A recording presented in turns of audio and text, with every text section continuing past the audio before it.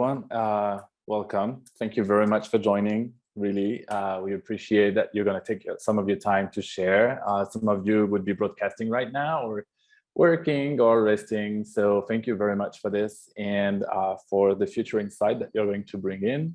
Can you please introduce yourself? So I'm sorry, I don't know how to pronounce your name. Is it Isla? I'm sorry. Okay, can you hear me now? Oh, nice. Yeah. Okay, perfect. So it's Isla. I am a content creator and I've been in the industry for 2 years. And I create clips and I'm also a podcaster. Awesome. We're going to have a lot of questions for you. You just started during the pandemic. That's very interesting. Callum and Paul, do you want to introduce yourselves? I'm Callum. I'm Cole. We've been in the industry for just over 4 years now. Yeah. Yeah. We're content creators. We do webcam and create amateur porn. Perfect. Thank you very much. And you're also award winners. We can see behind you. Isla, are you based in the UK? Me? No, I'm actually in the United States. Okay. You're American? Mm-hmm. Okay. That's cool. So we're going to have two different visions, European and American. That's going to be super interesting. Again, thank you all for joining, and we are going to start. We're waiting for the other members to join us, but we can start already. So you said you have a podcast. Let's do some promotion first so people know where to find you. What podcast do you have? Okay, so my podcast is Orgasmic Journey into Amateur Porn, and it's my take on my sex life as well as giving advice to couples enhancing their sexual relationship with like each other and like with themselves. Wow, that sounds super interesting.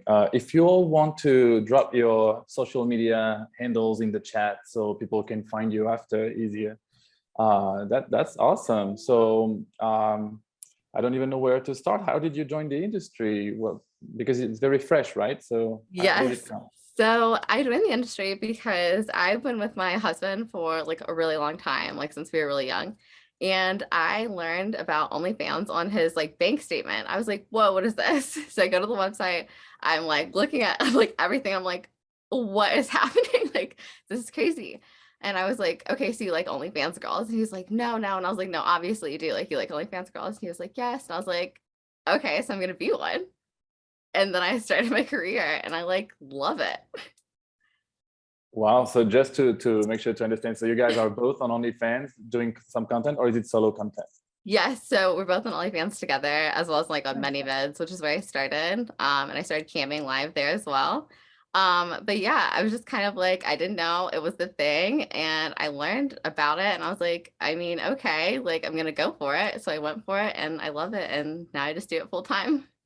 Wow. How was it the first time you uploaded some content? Were you nervous, or did you think many times about doing it, or what was the state of mind back then? So I was really sexually open.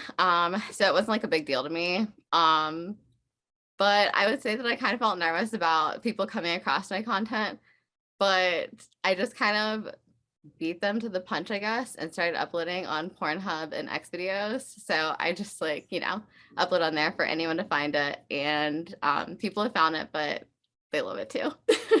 That's perfect. It's really great to be that open mind and sex positive and to be able to talk about it in such a natural and high energy. That's amazing. Guys, do you remember the first time you turned on your webcam or uploaded content? What did you start first, the clips or the webcam? Yeah, we started webcamming first. We were actually too scared to do it with any sound. So for like the first week or 2 weeks that we webcam, we actually had no sound. We had the mic turned off. I don't know why people enjoyed it. They couldn't hear anything, but there was like a build up to turning it off. And our first stream was in my bedroom at my parents' house. So yeah. We had to wait till everybody went to bed. We had to wait until it was really late. And then we had to wait until everyone was sleeping before we could stream. Wow, that's awesome. It's definitely better with the sound on because you have such a sexy accent. So it's a plus for sure. What was the state of mind back then when you started broadcasting? How did you feel? Pretty nervous. I remember sitting before we pushed like the stream button and having like crazy butterflies, and I got up out the seat and came back and sat down, got up, and I think you made me sit down by myself. Yeah, like before I came on, yeah, it was so weird. But I think the nerves were there for the first little while, and then they went away. And then I think as it became a bigger thing, and more people started to find out, the nerves became again, because then we had to realize that we had to tell people. So yeah. That's great. Nick, thanks for joining us. Do you want to introduce yourself? You're unmuted right now, so you will have to unmute to introduce yourself, please. Sorry about all the technical difficulties. I am Icon Mail Exclusives Nick Fitt, coming from the rainy and cold Los Angeles, California, and I'm happy to be here today to support Leia, Pineapple Support, and all of that. I was actually one of the people fortunate to sit with them in Vegas a couple of years ago when the ladies decided to go crazy and launch this and make it what it is today, and I continue to support that and would love to be a part of everything that they do going forward. Perfect. So what do you do in the industry, even if we already know, but please, for those who haven't seen you. All entertainment. I am a porn star exclusive to Mile High Media's Icon Mail. So I do that, and I also do production management for a lot of their websites and some branding and marketing for them as well. And you also have an OnlyFans account, or just studio production? And also, yes. Okay. Isla and Nick, if you want to drop your social media handles in the chat, so people can find you, people who are watching. So Nick, how did it feel, the state of mind we were saying, just before starting? How long have you been in the industry, you said? Well, I did it when I was 18 and 19, and then took like a 10-year break, 12-year break, and then came back. So it's been 4.5 years active now. Okay. If it's too personal, please do not answer, but why did you take a break? Too personal? No, not too personal. I didn't know if it was something that I wanted to pursue or not. And I think at the time, being 18 or 19, arguably most 18 or 19-year-olds are very unsure of what they want. And I had a lot going on and school and was being pulled in different directions. And it's that I couldn't commit to the time to do that. And I wasn't sure that it was something I wanted to involve myself in. It was a little bit more taboo to be a porn star back then. I'm talking like 2003, 2004. I'm old. So it was a little bit different. And I think as times are more accepting and open, it's possible to be in the industry now, as well as do other things and just have it be a part of your life, as to where it doesn't have to be like an entirety of your life. Absolutely. Thank you very much for sharing. So question for you all, just before we can start. So the main topic today, obviously, will be to compare a little bit, this is the third edition of the Pineapple Support Summit, for obviously aimed to preserve and support mental health. And so we will check a little bit, how did things evolve compared to last year? And if you have any idea of what's going on next year, more or less.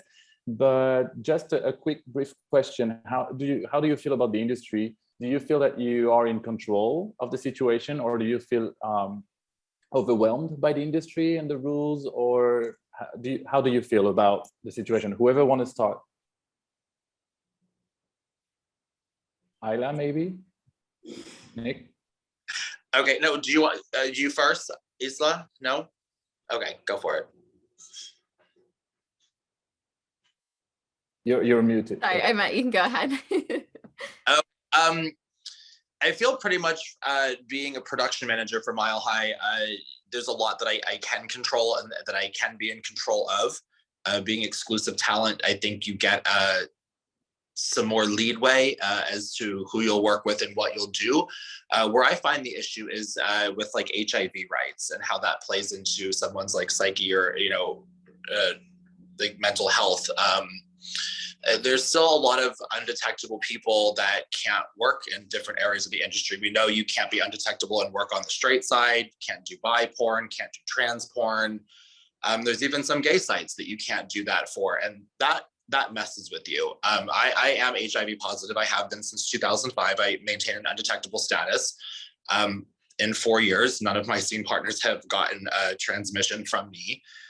But that does mess with you a little bit, or being told no, that you can't do something solely based on status. It's like part of the industry is set back 40 years ago, and part of it is just, raging forward and doing that. And I think that's why a lot of people have turned to OnlyFans and collaborating and doing their own thing, is because they're tired of being told no. And as strong as we are, and as I think that I'm a pretty strong person, sometimes that wears on you. And a couple of weeks ago, it did wear on me a lot, where I was participating in things and doing stuff where I myself wouldn't be allowed to work in that. And I have to ask myself, like, why am I facilitating or allowing or part of a production that discriminates openly against people based on status? And I have a huge problem with that. And sometimes I can't wrap my head around that. And I feel like that's where we lose control. And I feel like that's where some serious changes need to be made. And we talk about it every year at GayVN, AVN, this and that, we're going to get better, XBiz. And it's like, I'm tired of the goddamn excuses, excuse my language. Like, when is it going to get better? Like, when are we going to stop, hurting people who already have a serious chronic illness? And when are we going to stop telling them no collectively? And I've had a lot of people that are positive reach out to me that feel that same way. And it really does mess with their mental health. And they've recently told me, I've never felt bad about my status till coming to do adult work. They have reached out to, a multitude of them have reached out to Pineapple Support for help with that, because it's a service that they, can reach out to. But I feel like that's where we lose control. That's very interesting and very powerful, for sure. So when you say that it messes with one's mind, do you think that it's more stressful or triggering some anger or sadness? Can you identify more or less what kind of emotions? I would do bi, straight, trans. I would do all of it across the board, but I cannot, and I'm told that I cannot. And it makes me feel bad. I contracted HIV in 2005. There was no PrEP. There was no anything. You would just check your partner's test. And I was actually in a committed relationship that I thought, and he had been seeing other people, and that's how I got the virus. That's how the transmission occurred, was through that. So it was kind of not through a fault of my own, and it never limited my life. In fact, it helped open my eyes to so many things. And I think when you have something that forces you to take care of yourself and to be aware and to be strong and to learn how to live with a chronic condition, I think that helps build you up. But when you're told constantly that you can't do this and it's solely based on status, and it starts to wear away at you as a person, and it makes you feel bad about myself. Like, what did I do wrong? Like, why is this so bad? Why are we not educating people? It just becomes like a bunch of what if, why, and you just question a lot of things to death, and it hurts. It bothers you, and it really sometimes like just makes like not okay. Like, you feel like a dirty person, or that you did something bad, or that you've done something wrong, and that's not okay. I think it's also fair to mention that it's not okay. Everybody, we're in different countries around the world here. In the United States, somebody with HIV is an American with a disability by the ADA Act in 1996 because of Ryan White, the famous child who died of HIV and was denied care. So do we really want to go on record in the adult industry telling Americans with disabilities that they can't work based on solely on status? Because that messes with me also. Are we in violation of laws? Be the same as telling somebody in a wheelchair or somebody blind, we can't use you because of your disability. So why does it make it okay with HIV if we're protected by the same rights under the law? Especially because I think it's very important to highlight for everyone who is watching, and just for the record, that there is no risk of, people who are taking the treatment and they have a regular life, they cannot pass it to someone else. So there is absolutely no risk, and that's a big issue that some companies are discriminating. Do you think so? Last addition to this topic for now, before we can also hear the others. Do you think that it's changing the situation, or do you think that it's all honestly the same, not changed, or? Not changing. Saying that there's change happening is gaslighting. I'm sorry, it's bullshit. We talk about it at GayVN, AVN, XBiz, Grabbies, Prowler. We talk about it constantly, and there's no changes being made, none whatsoever. And my question is at what point and at what people's mental risk will we continue to exclude people who have equal protection under the law? And I think that's a very fair question. And at what point is it enough? What point have people suffered enough and have to deal with this? And this is something that I thought I wouldn't have to deal with again. And it's something that I'm dealing with currently. And I'm glad that I have Pineapple support and people on my side, or that I'm fortunate enough to afford insurance that it has mental health care as part of it. But if there weren't people for Pineapple support, like, I don't know what people would do that are dealing with this. It's horrible. It is a very sad and very important topic. Okay, so for the rest of the group, have you identified any challenges in this industry? Anything that you would like to vent a little bit about, but also venting in a constructive way, just so we can understand what everyone is facing as a challenge?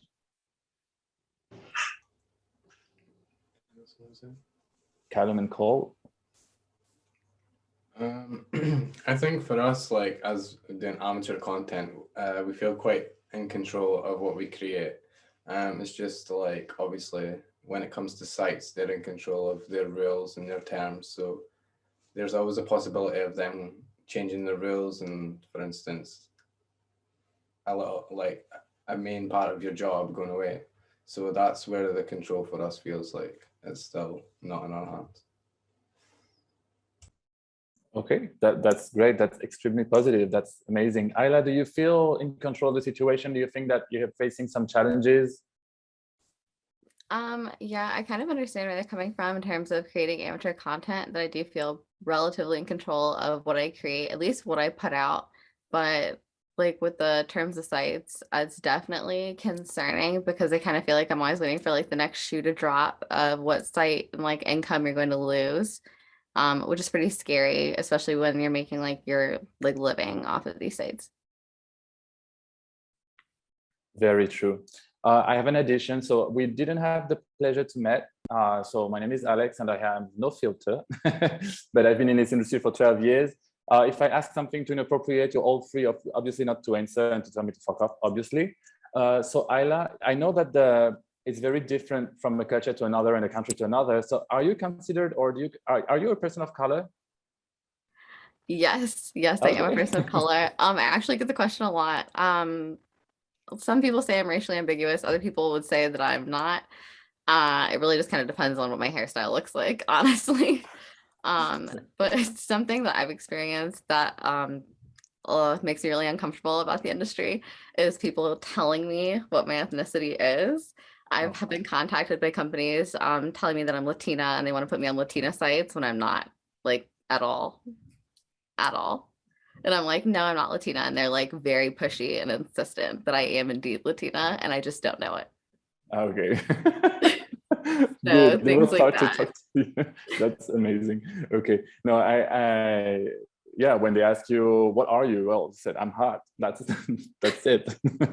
Okay, I'm asking because I'm from a country where we're all very mixed in Brazil. So that's why it's very interesting to see some countries like the United States where people are really putting, a label and stuff. So, so as a person of color, if you feel like answering or not, do you think that, how is the situation? Are you in the industry, not people like telling you what you are, what you're not?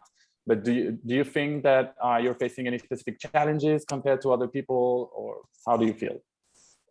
So I feel like I kind of have a unique situation because I'm in an interracial relationship. So I kind of meet a clashing two worlds and I'm kind of thrown in the middle of it, especially with the content that I create.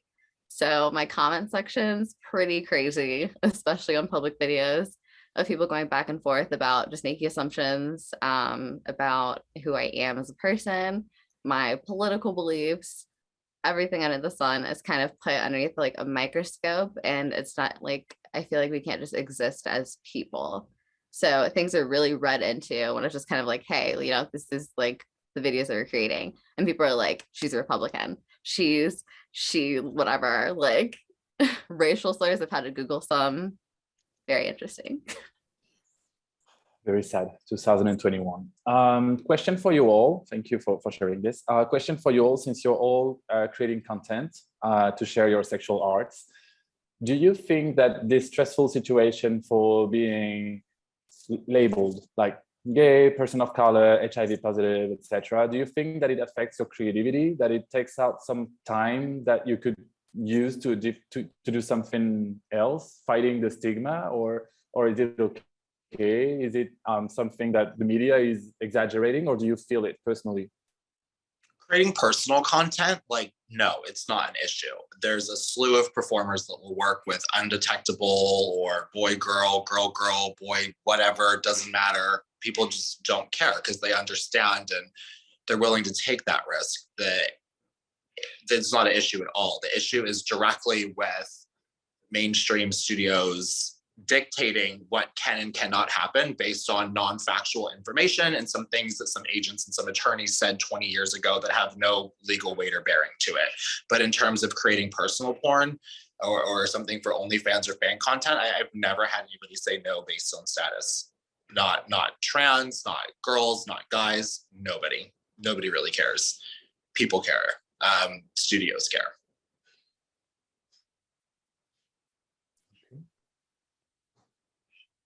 Isla, guys, how do you feel? Do you think that, is it accurate to say that somehow these platforms that are content creation are giving you back the power to fight some stigma somehow, or is it too political to say that? Is that wrong? Is that accurate?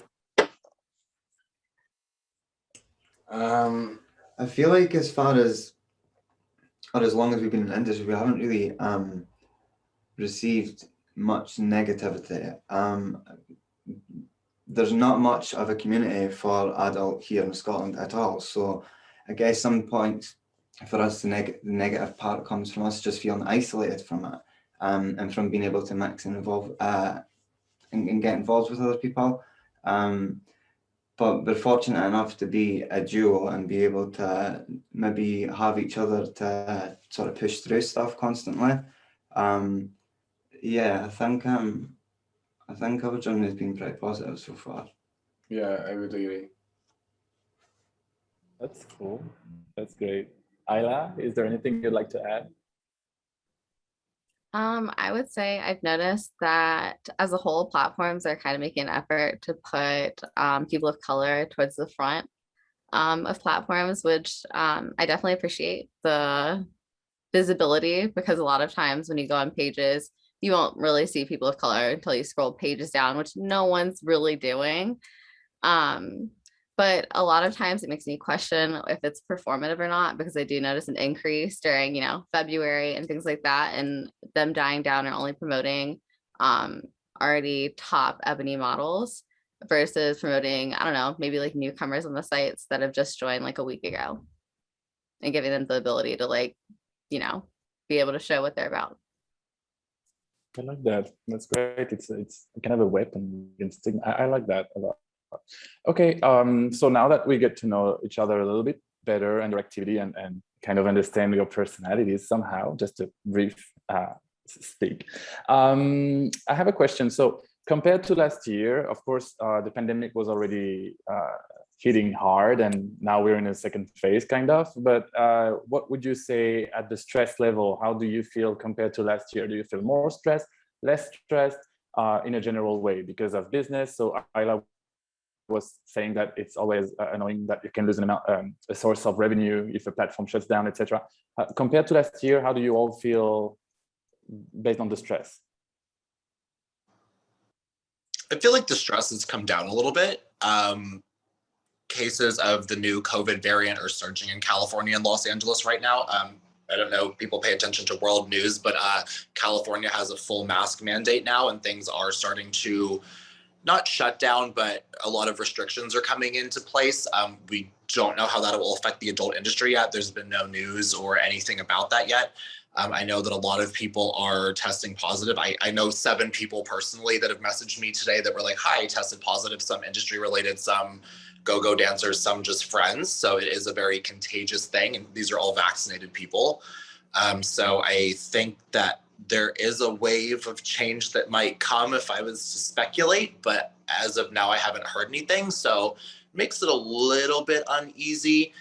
In terms of studio work, I do mostly that, but in terms of like fan content, like I think that most of my stuff is solo. So that's what people want to see. I am myself, I can produce that. So in terms of that, I'm not too terrified, but it definitely is uncertain. And it's like, when is this going to end? It's just like one thing after the next. So we'll see what happens. We'll see what XBiz reports later and what the new standards and guidelines are going to be once we get through the holiday weekend.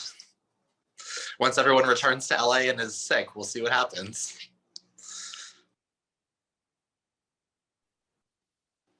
Isla, sorry, Callum, Cole.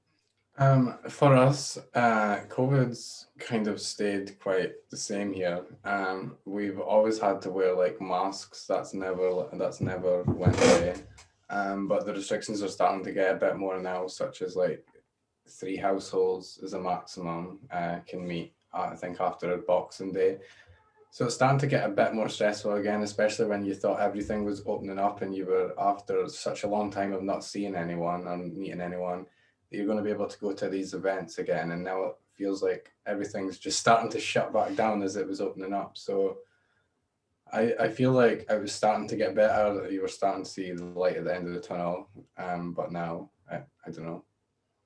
I guess we're still fortunate enough to be able to Make and not affect us making sort of content or have to. I mean, we just need each other. So if there is a lockdown, we're not too bothered in that sense, and we're fortunate for that.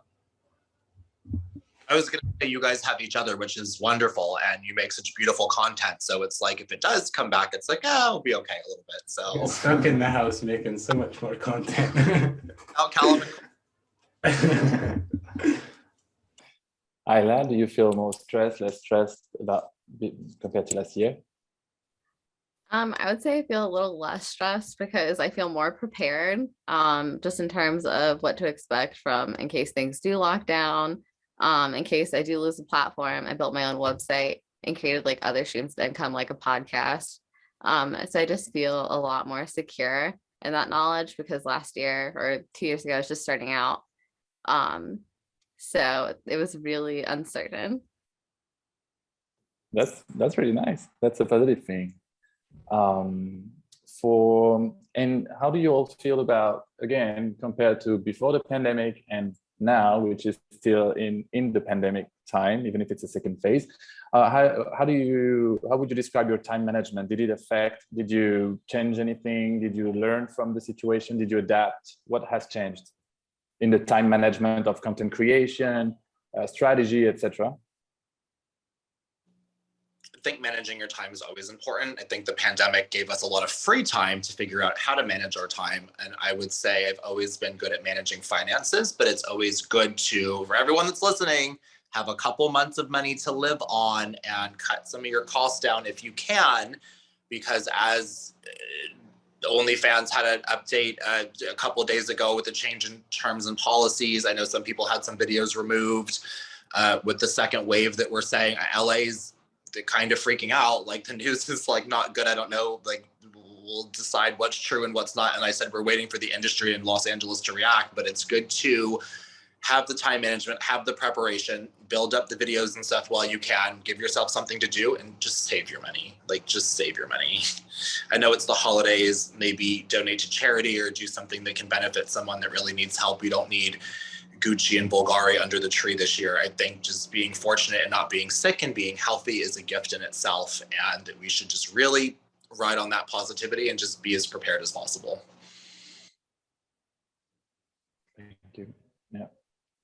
Callum, Cole? What was the question again? Sorry. About the time management, if it has evolved, changed, or different from last year? Well, at the start, I think that we were online a lot and pushing out a lot of content, and we got burnt out. So then it took us quite a while to actually be able to start going back online and recording things again. But now I feel like we've got our schedule down. So yeah, that's a good thing for us. For sure, yeah. Isla? Yeah, at the beginning, I had no idea what I was doing. I was just like making content and like posting it whenever. And I had like everything on my feed and it was a mess. So I went back through, deleted like everything. And then I just kind of like started over. So now that I've actually got a system and I know when I'm going to be posting things, when I want to send out messages and pay-per-views, I would say that my income has gotten a lot more consistent and predictable, which makes life really nice. Oh, that's cool. That's awesome. I'm very happy for you. In terms of content itself, did you change anything from before the pandemic and now, or in your case, before last year and this year? New content requests, new ideas, anything related to the pandemic porn, or did you guys come up with some new ideas, or are you still using the same content strategies that you were using? Anything changed? At the beginning of the pandemic, when I first started, I mainly started with free videos so that I could get myself out there and kind of get like myself like known. And when like my videos got popular and they started going on like the like front pages and people started actually like recognizing me and stuff, I then pivoted to I don't really post as much free stuff anymore and everything's behind a paywall. So I still have like my income from my streaming sites and stuff like that. And you know, like the free sites, but then I also making most of my money on the pay-per-view because they gave them like a little bit and then brought them over. Okay, interesting. Nick, is the content, is it still the same? Are you guys changing something based on the pandemic? In terms of studio and what we're doing, we're business as usual. We're just shooting every month for all of the different brands that I work with for Mile High. And we're just putting that in the vault so the studios will be okay, thus giving performers work and helping, you know, get people as many scenes as possible. We really try to be fair and do that. Even if we have a lot of content, we're still shooting while we can. And I think that's a good strategy. Just build it up. And it's the same for me personally. Just keep consistent, keep building it up. I understand the burnout that Callum and Cole were talking about.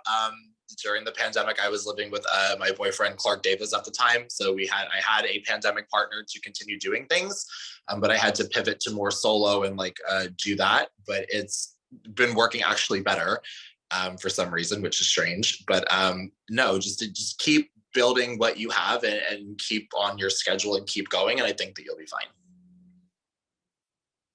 Awesome, thank you. Callum, Cole, any new content requests or ideas that came up with the pandemic, or how is the situation? We've kind of kept doing kind of what we've always done, just what we enjoy doing. But I think actually within the past week, we've been thinking of doing things that are new to us. So maybe exploring that and uploading that at some point in the future.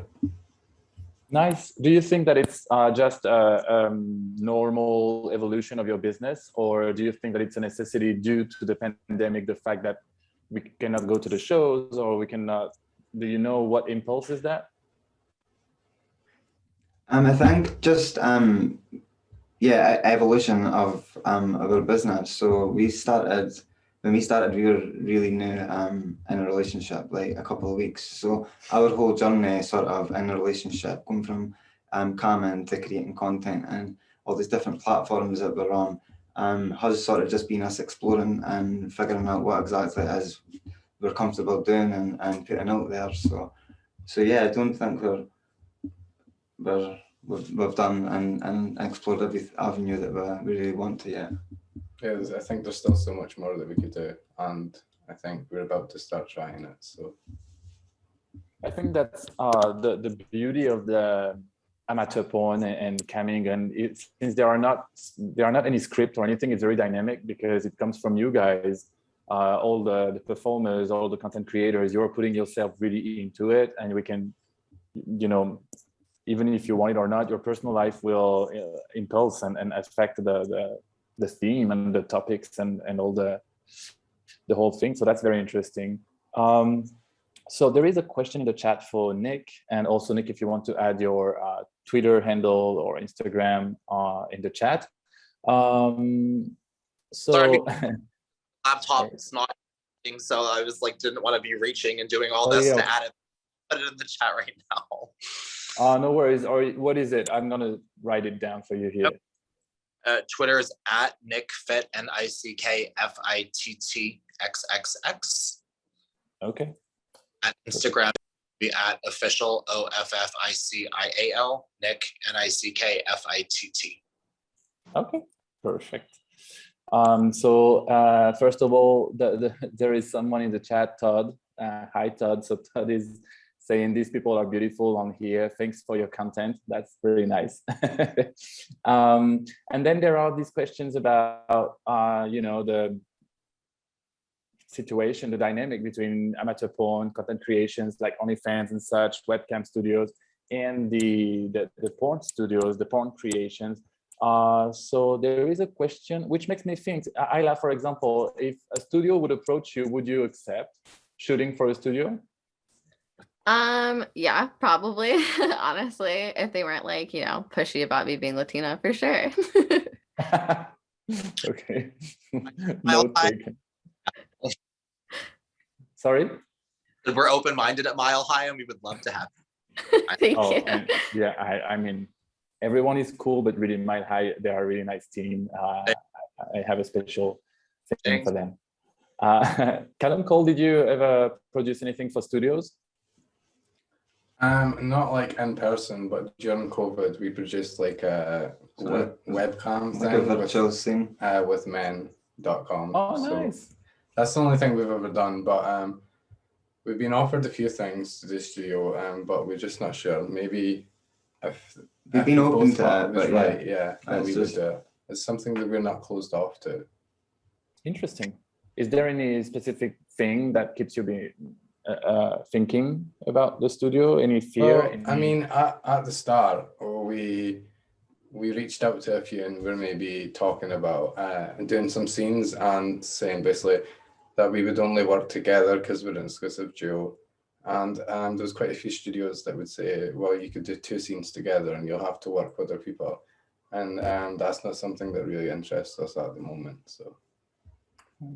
Okay, that's good to keep your head focused on your business and to keep, you know, your ideas and not to change anything, because it's very important to think about it before accepting. So the question that Todd was asking, was it you, Todd? It was for you, Nick, and it was asking if you were creating your own studio, what kind of content would you create? I think it was something like that. Oh, here I have it. Yes, from Todd. Nick could make his own brand content company, what he wants to do. It's a good question, because I've thought about this. If I was to brand my own content, I know that Taboo sells really well, so I would want to do like Taboo, whether it's simulated relatives or something, or just like almost like staged like public or staged like things that we wouldn't normally do in our lives, where people are allowed to live like the fantasy, like, wow, that's really hot that they like hooked up in like a park, or that they did this or that, or took something to the next level. I would look into that and like seeing what limits we could push there if I was to create my own brand. Everyone always says fitness or something because of my last name. I mean, I did pick a name that's difficult to live up to. I am going to the gym after this, but I think that I would continue with things that people can create as like fantasies in their head. Like when I watch Callum and Cole, it's like I have the boyfriend fantasy. Like, oh, like how nice, how wonderful, like this like lifestyle, these 2 cute boys. Like, so I want like something like, you know, that people can buy into the fantasy that feel like they're a part of. Callum and Cole, you're selling a dream. They're not even gay. They're not even Scottish. That's great. The fantasy is really important, and you guys, by entertaining, really promoting all the fantasies, and that's why porn is so popular. Even if we see that our industry is switching, and it's a cycle, etc. Do you have any specific fears for 2022? How do you 2022? Yeah, 2022. Any specific fears related to the industry and to business? Nick, for example? Fears that I have, I'm it's a little bit concerning that this new variant is making people that are vaccinated sick. An industry shutdown, I think, would be detrimental again. We already did that once for 6 months and came back very cautiously, being COVID tested every day and adhering to guidelines. While I hope that's not something that happens, if it does, then we'll have to deal with it at that time. And I believe in the safety measures. I personally believe that everyone should go get vaccinated, get your booster, be as healthy as possible, be mindful of other people. It's the only way we're going to get ahead of this. And I am afraid that, there will be some, effects because of that, especially Los Angeles, California. They're following a strict guideline. New York, mask mandate statewide. That's scary also. A lot of porn is shot there in the US. So I am worried about that a little bit. I mostly in my position also worry about the other performers. Like I want to know that everyone's okay, that, I would hate to have to stop hiring people or negotiating with people to come and work for us because, we want to have as many people as we can on the studio side. Again, on the personal side, my solo stuff is selling better, so I'll be okay. All I need is me. But I just really want everyone to be healthy. I don't think anyone should say that 2022 is their year. We've done that twice now. I think we should just let it ride out and not have high expectations. That way we don't get disappointed. And we just go from there. Sad but true. Isla, any specific fear for next year? I'd say my fears probably are mainly around the COVID variant, honestly, because I'm immunodeficient. So I'm shocked I made it this far. Very happy, but starting to feel really concerned that lots of people aren't really thinking about the collective in people with immunodeficiencies, because masks only work for so long, especially for me. So yeah, I just kind of hang out inside, just kind of waiting for everybody to get healthy again so that we can all, hang out together. Definitely the smartest thing to do, of course. Yeah. Callum, Cole, any specific fears for the business next year? I don't think there's any specific fears, but I think, just like both the previous have said, with the new variant, I think there's a lot of uncertainty about what's going to be sort of happening and open and where we can go. So we'll be fine because we create our content together, so that should be okay. If so, there is a gathering, right, in January. I guess it's still on because nothing is shutting down for now. We'll see how it evolves. But there is XBiz and then Internext in Vegas. So one in Los Angeles and the other in Vegas in January. Do you think you will attend? We have just missed by our second vaccine. The dates in between that, we've literally just missed that, which we're so gutted about. But any events or after January time, we will be able to attend. We're just we're going to. Well, I've got total FOMO, but it is what it is, and we just have to accept that. So Okay. I'm going to carry on with business. I will go to the XBiz event in Los Angeles. I'm also nominated a few times. You can go to xbiz.com and vote for Nick Fitt. xbiz.net, I guess. Yes, you could do that. No, just kidding. I don't want to sell myself. But I think it's important for people that are so visible, like porn stars, to carry on as normal and carry on safely. So I will plan to go. But like I said, we'll wait to see what the new restrictions and regulations are if that comes out, and if we need to stay home and not do these things for the health and safety of others because we're getting the entire industry together in one room.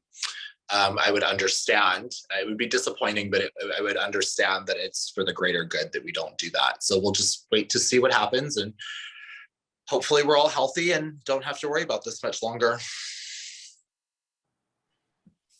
Isla, how do you feel about the gathering soon?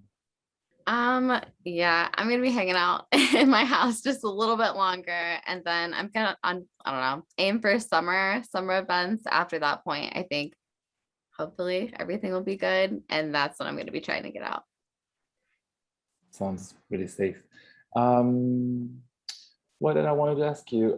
Did you guys find during the pandemic any guilty pleasures on your free time to cope with the situation? I don't know, something, or maybe that's something you were doing already before, or anything new. How do you relax during this pandemic? Very stressful situation. So how do you? I spend care of so yourself? much time watching Netflix. I spend so much we actually bought blow up kayaks off Amazon and took them up Loch Lomond. So I enjoyed that. Yeah, That I was enjoyed fun. that, but Yeah, I've got a picture up with that. the majority of the thing when I like to relax is sit and watch Netflix. yeah, there was a lot of time spent doing nothing. A bit too much time, I think. Doing nothing. And I'll hold my hands up to that.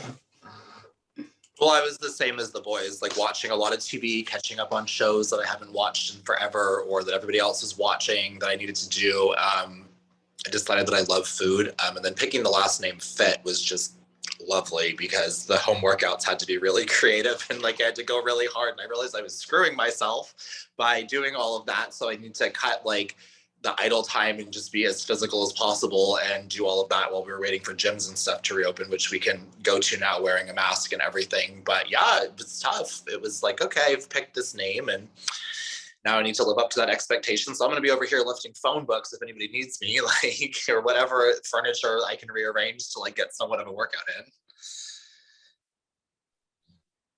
Isla, any guilty pleasure? How do you take care of yourself during the pandemic? So I discovered that I love nails. So I've been like doing my nails and stuff. I'm getting like really elaborate with like the toe designs and I send out the pictures to people on OnlyFans. So that and like baths. Great. Just been taking a lot of them with like, sprinkle any extra herbs in there. Just relax. It's really cool because all of these things are really watching Netflix and all the food passion and the new passions like nails and stuff. It seems to be something very small, but it's actually very important to focus and to give the mind somewhere to rest and to keep your hands busy or your mind busy. I think it's good. I think it's really great that you found these coping mechanisms. I don't want to end on a sad note, but just out of curiosity, do you feel judged by the society? Do you feel some pressure because of your work? Nick? Yes, I was just told yesterday that I was not dateable because I did adult work. And I was like, okay, like that's just lovely. But what's funny is that I'm not hooking up in my regular life. Like I've said 12 times, I'm doing a bunch of solo content for Icon Mail. I film 1 to 2 scenes every other month. So arguably as a porn star, I'm having less sex than most people are in their personal lives or people that are still hooking up and meeting people. So just because you can see mine makes me a bad person. But since we can't see yours, that's okay. I don't know. But yes, sometimes people still do that. And it's really sad and unfortunate. I don't shame people for what they do. I'm not like, hey, you're dumb. You should be doing OnlyFans and you could triple your income, but you go to your 9-to-5 job that you hate. I don't do that. But, could very easily, point fingers a few ways, but I just don't believe in that. I believe that we all have an opportunity and a calling to do something. And just being human and kind, it's free. It's nice. It actually helps release endorphins. It's positive, and I don't know why we have to be shitty. It's just another, I don't know. Yeah, absolutely. Be kind, free. It's very free to be kind. Callum, Cole, do you feel judged by society for your work? And personally, no. Just because people that we know don't ever like say anything bad about our work. All of our friends and our family are also supportive of what we do and think it's quite cool. So I don't know, that for us is good in a way, but of course there's stigma attached to the adult industry. You could see it pretty much in the majority of places you look. We're just lucky enough to not receive that personally towards us. Nice. Isla? So I recently came out to my family, and I grew up in a really religious family, and it went awful. It went terrible, and they don't support it at all. And I actually cut off my entire family. But in that, I realized that I had found something special by working in the adult industry because it allowed me to find something like special within myself, and not have to identify with something outside of myself, like, religion, and hang on to that. I was able to, find what makes me special and unique and like be okay with that. That's great, because it's actually very healthy. Of course, we identify ourselves based on our families, because these are the first people we met when we were kids, and we take them as a mirror and stuff. But I hope that you and everyone who is going through this situation don't feel guilty about it, because it's totally fine.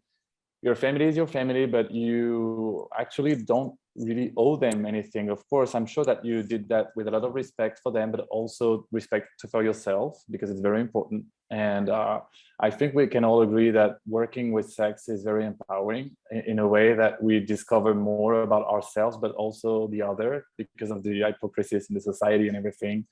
I mean, I like married men, it's just that they are funny. So yeah, that's interesting that you went through this process, and it is a process. It's not something, maybe at some point you will talk back to them, maybe not. It's just that it's a whole process. It's a dynamic, and the most important is really to put yourself first always. Yeah, there is definitely nothing to be ashamed of our work. Now, something that I will share here, because we still have a few minutes, and then there is also another question in the chat. I will search for it. So yeah, no, something that I've learned this year, and that was super awkward, because I'm a sex worker too. I'm very open-minded and stuff. And then I started to date in a very serious relationship, someone that was making porn for studios. And I thought I would be super open-minded, and it's actually harder than I thought. So for the first time, I usually was the one telling everyone to chill, that it's just a job, and not to freak out if I used to escort or doing videos or webcam or whatever. And of course, when we are performing, sometimes we get used to it, but it was very interesting to see that I felt jealous somehow when I was watching the content that he was producing. So that's interesting. For once, I put myself in other shoes, and it's not as easy as I wanted to pass during the conventions, when I was meeting the husbands and the wives of the performers, and telling them, no, it's just a job, chill, that's okay. Yeah, it's a lot of work. It's not that natural, and it's actually a bit tense, but everything with respect is doable and acceptable, in my opinion. So there is a question in the chat for everyone by Emmeline Horn. Hi, Emmeline. How do you cope with trolls or someone pushing past your boundaries? Which is a great question. I guess you're all facing some weird people online, unfortunately. How do you cope with that? I think the best way to do it is to not engage, because once you engage, you switch the power. So if you have 200,000 followers, and this person has 500 followers, and they make a comment or say something, it's most likely to go unnoticed based on Twitter's algorithm, correct? We can all agree on that. As soon as we, as the entertainers that have the followers and people comment back or say something, then it's put out to the masses and everybody can see that. And that then empowers that person to know that they can get a response from you and engage with you. And then everybody can see what they said, and it becomes more bigger than it would have normally been. So my personal advice is to ignore, disengage, just keep moving forward. Don't pay any attention to it. Don't comment, don't say anything, just move forward. And that's not to say that you can't defend yourself if need be. If something is so vicious, just report and block and just move forward. Don't give it light. Don't give it the attention that they're seeking from you. It's baiting. They just want you to comment, and they'll say anything to get you to comment. So just don't do it. Absolutely. Callum, Cole, how do you feel about the trolls and weird people online? Yeah, I would agree with what Nick says. Like, before getting into porn, I used to watch a lot of like YouTube. So a lot of the time, like, they would say they don't read comments and things like that. So I kind of, as we started to grow a following, it was something that I didn't really do, was look at bad comments. And even if there was a bad comment, it was kind of just hide it and laugh at it. And that's something that I feel like we're both really good at, is laughing at bad comments and turning it more into humor rather than let it affect us like in the slightest. Yeah, totally have to agree on that. Just don't engage. So it gives them no power. Right, because if you have someone that posts and you comment on it, and then I see it or I comment on it, now 500,000 people between our two accounts. Exactly. Then power of 500,000 people that they would have known, that nobody would have known about. So it's just Yeah, so true. Isla, how do you deal with this situation? Yeah, I just ignore it. Honestly, I feel like I've developed like a sixth sense of just scanning comments and like detecting anything offensive and just kind of like just ignoring it or just deleting it if I have to. Usually I don't block them because a lot of times the people that are giving you hate are like really big fans. So like they'll consistently watch your stuff. So I let them do that, but they won't comment as soon as they realize that you like don't engage with it. So they usually do it once or twice, then they stop. It's true, and it's a very good point. It's true that it's impressive and annoying to see how many haters are actually fans, so they are paying for it. It's amazing. But yeah, never advice for everyone, and just summing up what the beautiful people on this panel were saying. Yeah, don't engage, block. And I know it's very hard to do so. I know it's offensive, and sometimes you feel attacked, but it's not you personally. It's your persona, and it's okay. People are commenting because you have cum on your face or you're taking 2 dicks in your ass. Well, okay, that's sad, but that's life, and that's what you're making money out of it. And it actually won't take you down. It won't make you stop, right? So do not pay attention to that. I know it's very, very hard because we don't want to be attacked. We don't want to be hurt. We don't want to be taken down.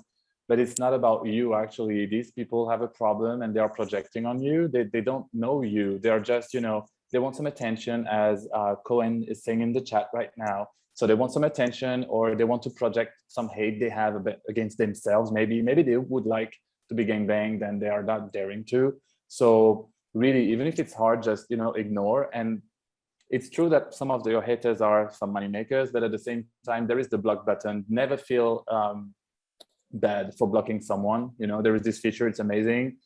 Just ignore, block, mute. You don't owe anything to these people. They are lame, really.